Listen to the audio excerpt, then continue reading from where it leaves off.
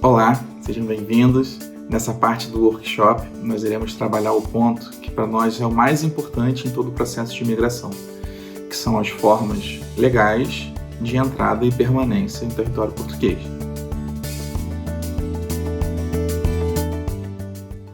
Aqui nós não vamos abordar todos os tipos de visto que existem para entrar em Portugal, mas vamos tratar dos vistos que os clientes mais procuram no nosso escritório.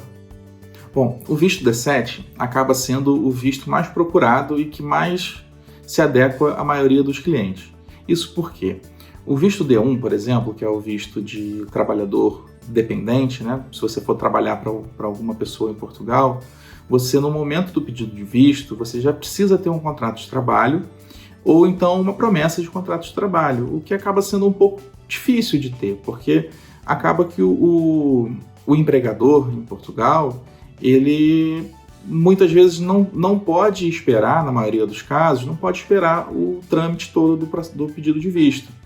Então, às vezes demora 3, 4 meses para que o visto seja deferido e a vaga de trabalho normalmente não fica à disposição por tanto tempo.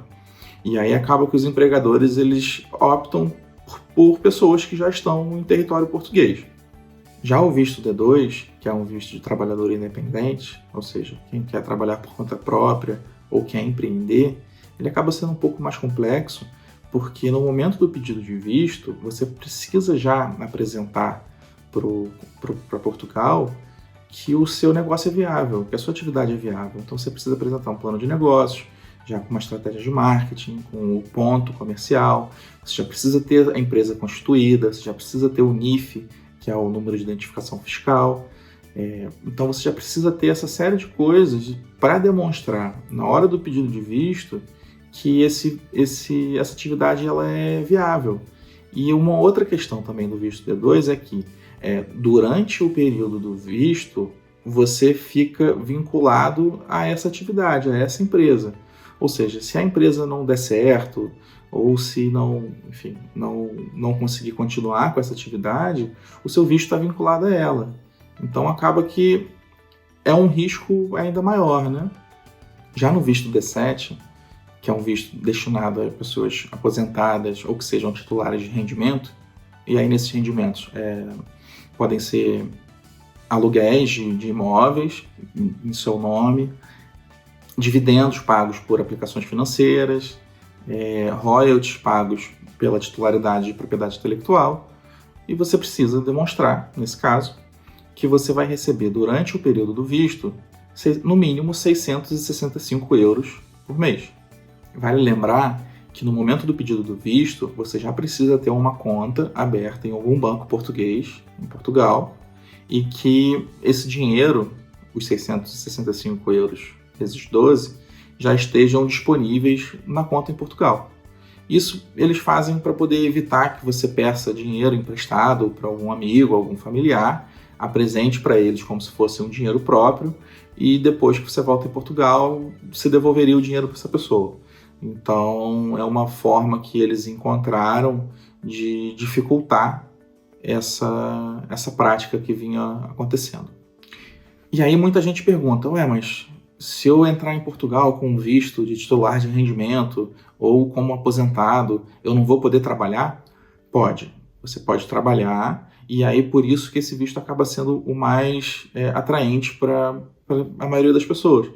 Porque o visto D1, que é o visto de trabalho dependente, você já precisa ter o contrato de trabalho, o que é difícil. O visto D2, você precisa mostrar a viabilidade da sua atividade, que o seu negócio tem chances de prosperar. O que é complicado, porque você não conhece o mercado em Portugal, na maioria das vezes. Muitas vezes a pessoa nunca visitou Portugal, não conhece, não sabe a situação, e acaba sendo também um pouco mais complicado. Já no visto D7, você pode vir para Portugal, vai ter autorização de residência, vai estar aqui de forma legal, e você vai poder trabalhar. Então você já vai estar em território nacional, já vai ter o dinheiro suficiente para poder se manter aqui durante um ano, e você vai ter chance de procurar um emprego aqui na sua área, enfim, de empreender também, e acaba por esse motivo sendo o visto mais procurado.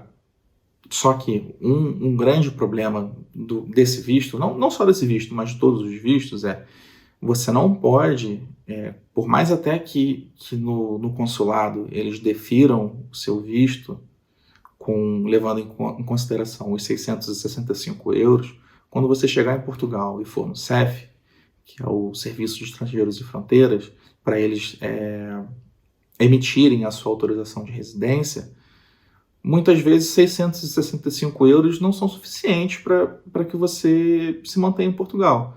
Então, eles vão levar em consideração, por exemplo, quando você chegar lá e for apresentar o seu contrato de aluguel, não faz sentido você ter demonstrado que tem 665 euros por mês para viver e está num apartamento que o aluguel custa 500 euros. Então, esse valor de 665 euros é o mínimo, e aí você tem que levar em consideração também o seu custo de vida. Quanto que você vai gastar em aluguel, em celular, despesa com carro, com transporte público, com alimentação. Então, no momento que você chegar em Portugal e for no CEF, eles vão fazer essa análise, eles vão somar de acordo com o que você apresentar, né? E dentro do bom senso eles vão chegar na conclusão de que 665 euros, dependendo do seu custo de vida mensal, não vão ser suficientes para que você consiga se manter em Portugal. E mais, todos os tipos de visto, você pode trazer o cônjuge, né, a esposa, o marido, para Portugal também, como dependente. Também pode trazer filhos menores ou maiores até 25 anos que estejam estudando, só que aí a conta muda. Para o adulto requerente do visto, eles pedem no mínimo 665 euros por mês. Para o adulto dependente, o marido, a esposa, você precisa demonstrar que tem 50% desses 665. E para cada dependente menor de idade, 30%. Durante o período da pandemia, os brasileiros não estão entrando em Portugal como turistas. Então, não é possível fazer o pedido de reagrupamento familiar enquanto o titular do visto ainda estiver no Brasil. É necessário que ele venha para Portugal, daqui faça o agendamento no CEF para o pedido de reagrupamento, para que então os familiares possam vir. Além da disponibilidade de recursos financeiros no momento do pedido do visto, você também precisa comprovar que você tem um alojamento em Portugal. Esse alojamento ele pode ser comprovado através de um contrato de locação, através de uma carta convite de algum residente em Portugal que esteja te convidando para morar nessa casa, reserva de hotel ou então reserva de Airbnb. Portugal alojamento local. É importante ressaltar que na hipótese de contrato de locação, é necessário que essa locação seja de no mínimo 4 meses. E aí, nesse caso, quanto maior for o período do contrato de locação, maior são as chances de você ter êxito no pedido do visto. Uma vez protocolado esse visto, o tempo médio de processamento para ele é de 90 dias. E aí, depois que o visto é deferido, você tem até 4 meses para poder viajar para Portugal. Se você não viajar dentro dos 4 meses, o seu visto caduca. E aí, depois que você entra em território português, você vai ao CEF. Atualmente, você já, com o deferimento do visto, você já tem uma marcação para o atendimento no CEF. E aí, depois o CEF ele vai emitir a sua autorização de residência. Mas, Breno, por que esse é o ponto mais importante do processo de imigração? É importante que você não saia do Brasil como um aventureiro. Pode até ter na internet alguns casos de pessoas que fizeram dessa forma e tiveram bons resultados, mas esse tipo de postura não deve ser visto como um bom exemplo. Outra grande vantagem do visto D7 é que você, além de poder trabalhar, você também pode estudar. E quando que é preciso pedir um visto para entrar em Portugal? Bem, se você for passar mais de 90 dias em Portugal e você não tem nenhuma nacionalidade de nenhum país da União Europeia, você vai precisar pedir um visto. O tipo do visto vai depender do que você vai fazer em Portugal e de quanto tempo você vai ficar. Os vistos eles se dividem em 3 tipos: os vistos de estada temporária, os vistos de residência e os vistos Schengen. Os vistos de estada temporária eles servem para as pessoas que vão passar um período inferior a 12 meses em Portugal. Esse visto ele pode ser aplicado para situações como tratamento médico, acompanhamento de familiar em tratamento médico, trabalho independente, trabalho sazonal. e nesse caso, um trabalho por mais de 90 dias. Participação em atividades de formação profissional, atividade esportiva, participação em atividade de investigação científica ou cursos breves ou programas de intercâmbio. Já os vistos de residência, eles são mais adequados para as pessoas que vão passar em Portugal um período igual ou superior a 1 ano. Esse visto se enquadra nas hipóteses como estudo, se você for ficar 1 ano ou mais, trabalho independente também, pesquisa em instituição científica portuguesa, participação em programa de voluntariado, aposentados e pessoas que possuam rendimentos próprios. Já o visto Schengen, ele é destinado a pessoas que sejam nacionais de países que não sejam da União Europeia e que vão passar em Portugal um período inferior a 90 dias. No caso dos brasileiros, esse visto não é aplicado porque o brasileiro pode entrar em Portugal, em tempos normais, como turista. Então, esse visto Schengen não se aplica ao cidadão brasileiro que quer entrar em Portugal como turista. O visto D4, que é o visto de estudo, ele é aplicável para as pessoas que querem vir para Portugal para estudar, seja graduação, seja mestrado, seja doutorado, pós-graduação. Esse visto ele é aplicado sempre que você for passar um período superior a 1 ano em Portugal estudando. Se o seu curso tiver uma duração de 3 meses a 1 ano, o visto adequado é o visto de estada temporário. Além da documentação básica que é exigida em todos os pedidos de visto, no visto D4, além da documentação básica que é necessária para todos os pedidos de visto, você também precisa apresentar a carta de aceitação da universidade, da instituição de ensino que você vai estudar. Uma das grandes dúvidas de quem vai pedir o visto D4 é se durante o período do visto é possível trabalhar. E sim, é possível trabalhar, desde que algumas condições sejam atendidas. Você vai precisar fazer um requerimento ao CEF, mostrando que o seu trabalho não irá interferir com os horários das aulas. Afinal, a finalidade desse visto é o estudo. Então, eles só vão autorizar que você trabalhe desde que os horários de trabalho não interfiram nos horários de estudo. No visto de trabalho subordinado, você, no momento do pedido do visto, você já precisa ter um contrato de trabalho assinado ou, pelo menos, uma promessa de contrato de trabalho. Então, fique atento. Antes de você fazer o pedido de visto, já é necessário que você tenha o contrato de trabalho ou a promessa de contrato de trabalho.